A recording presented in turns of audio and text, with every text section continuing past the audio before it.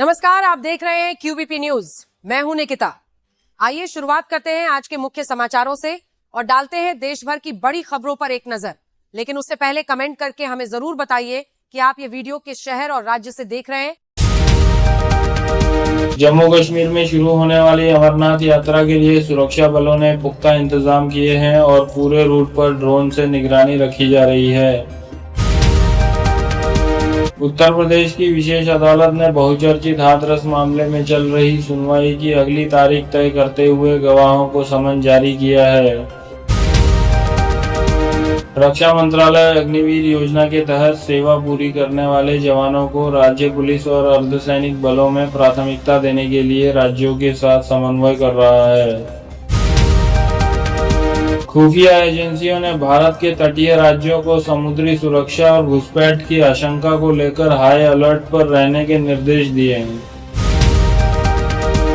सट्टेबाजी और अवैध लोन ऐप्स के जरिए धोखाधड़ी करने वाली 50 से अधिक चीनी लिंक वाली वेबसाइट्स को ब्लॉक किया गया है।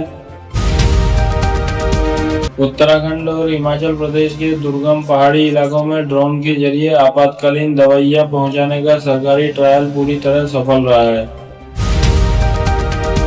रेलवे मंत्रालय ने दक्षिण भारत और उत्तर भारत को जोड़ने वाले 2 नए रूटों पर वंदे भारत एक्सप्रेस ट्रेनों के ट्रायल को हरी झंडी दिखाई है।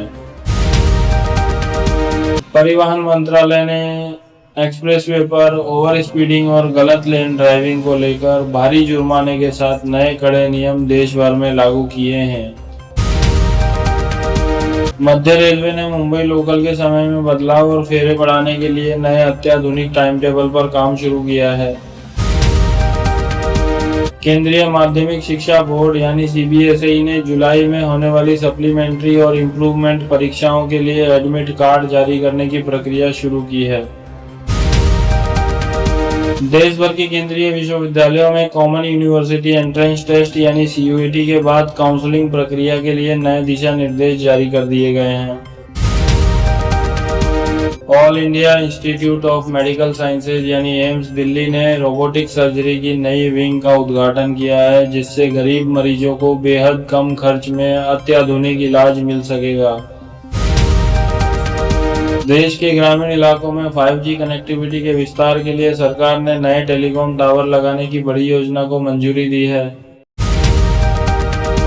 नेशनल हाईवेज पर हर 25 किलोमीटर की दूरी पर इलेक्ट्रिक व्हीकल यानी ईवी चार्जिंग स्टेशन स्थापित करने का काम तेज कर दिया गया है। इस कारोबारी हफ्ते के आखिरी दिन भारतीय शेयर बाजार के सेंसेक्स और निफ्टी ने चौतरफा तेजी के दम पर नए रिकॉर्ड स्तर को छुआ है। वैश्विक बाजारों में सुस्ती के कारण वायदा कारोबार में कच्चे तेल यानी क्रूड ऑयल की कीमतों में 2% तक की भारी गिरावट दर्ज की गई है। Securities and exchange board of India यानी सेबी के स्कैनर के तहत आने वाली कंपनियों में लाइफ इंश्योरेंस कॉरपोरेशन यानी LIC द्वारा बड़ी हिस्सेदारी खरीदने पर कांग्रेस ने वित्तीय सुरक्षा को लेकर सवाल उठाए हैं। अमेरिकी डॉलर के मजबूत होने के मुकाबले भारतीय रुपए में मामूली रिकवरी देखी गई है और ये अब स्थिर बना हुआ है। घरेलू बाजार में शादी ब्याह के सीजन के बीच सोने और चांदी की कीमतों में मामूली गिरावट आने से ग्राहकों को बड़ी राहत मिली है। भारत दुनिया का दूसरा सबसे बड़ा मोबाइल निर्माता देश बना है और सरकार ने इलेक्ट्रॉनिक्स एक्सपोर्ट को बढ़ावा देने के लिए नई नीतियां घोषित की हैं। आगामी वित्तीय समीक्षा के लिए दिल्ली में जीएसटी काउंसिल की अहम बैठक बुलाई गई है, जिसमें कुछ रोजमर्रा की वस्तुओं पर टैक्स कम होने की उम्मीद है। केंद्र सरकार ने नए तकनीकी स्टार्टअप्स को बढ़ावा देने के लिए 500 करोड़ रुपए के अतिरिक्त सहायता फंड की घोषणा की है। रिजर्व बैंक ऑफ इंडिया यानी आरबीआई के आंकड़ों के मुताबिक भारत का विदेशी मुद्रा भंडार एक बार फिर ऐतिहासिक बढ़त के साथ नए आंकड़े पर पहुंच गया है। भारतीय रिजर्व बैंक ने सभी बैंकों को निर्देश दिया है कि वे बुजुर्ग नागरिकों के खातों में होने वाले संदिग्ध ट्रांजैक्शन पर तुरंत रोक लगाएं। मेट्रो शहरों में किफायती और प्रीमियम हाउसिंग की मांग बढ़ने से रियल एस्टेट सेक्टर में इस तिमाही में 12% की वृद्धि दर्ज की गई है। भारतीय क्रिकेट टीम ने आयरलैंड के खिलाफ द्विपक्षीय सीरीज के मैच में टॉस जीतकर पहले गेंदबाजी करने का बड़ा फैसला किया है।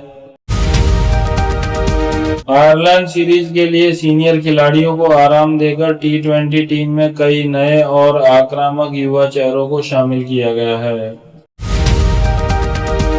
आगामी खेलों के लिए भारतीय एथलीटों का विशेष ट्रेनिंग कैंप यूरोप में शुरू हो गया है और खेल मंत्रालय सीधे इसकी निगरानी कर रहा है।